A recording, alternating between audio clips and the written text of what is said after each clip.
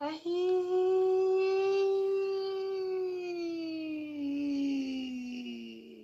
ahi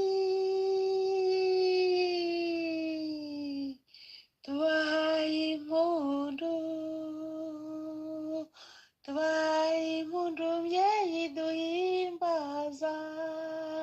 tubahaye impundu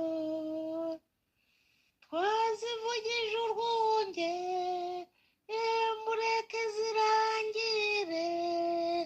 nimwe bwe zaje zisanga didiye tuguhaye impundu mubyeyi tuguhaye impundu Kristina tuguhaye impundu ahi nimusubire nta mahwa